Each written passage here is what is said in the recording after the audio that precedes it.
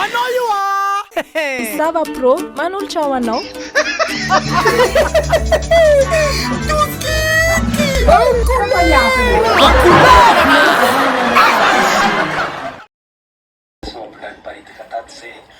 Azovy moa zay. Elidio ty regny kasy problème nandapa ty foko raharako izy ty. Mavokony raha nanakory ma i raha ny andapa izy ko karaha misy problème tansy problème elidiny io mbôla ziaby avy andapa zareo jiaby avy akany. I tansy miana baka ny déclenche raha io zany satria izy tsy nahazo olo izy tandapa iny. Izy avy amizay igny efa izy igny aloha izy tandapa atao nagnano karaza publication hely izy hoe zaza teraka teto enfin za tonga amy tanàgnany ty raha. Ty nagnano raha atao amizay izy. Misy ny olo misy ny olo anao tokony ataonao zegny tasy miana satria hoe anao zegny olo andapa tsy te olo avy aminazy. Hoy zegny fa matro. Firenan'olo. Fa baka izava tsy nahazo zegny marigny izy avy teo.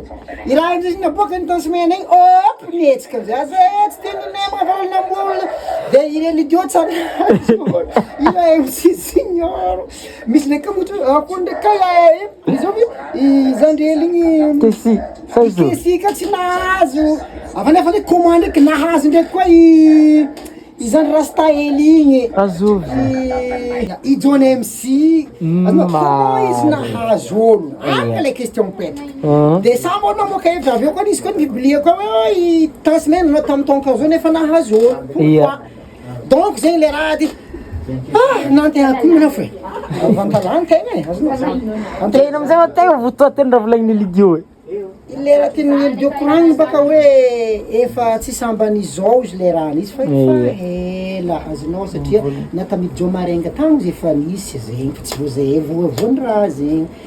Izy koa zegny na olo mavintana agny volagninga magnanatra aby hoe zandry azy magnano raha hitanareo fa grave raha ito zegny ane le raha izy gidragidringasy ty fa izy ty ndraiky raha ty zandry manao ty raha ty. Ianao baka olombelogno baka aomby zay baka mahery amy reniny azonao olombelogno mahery amy babany antegna ty baka avantala azonao babategna avantala avantalana tegna nefa ndraiky ane zandry renitegna ty avy ambodangezoko andapany i raha ty karaha mampandiniky anao mafilme za manafa anao mamono olo koa tegna sabaka matany Demerde anao. heureusement ndraiky antegna ty baka artiste facebook feky fô izy ka za artiste magnano tourné andeha andapa Anao raha vita anao. Andama. aza mijokojoko vita en couleur.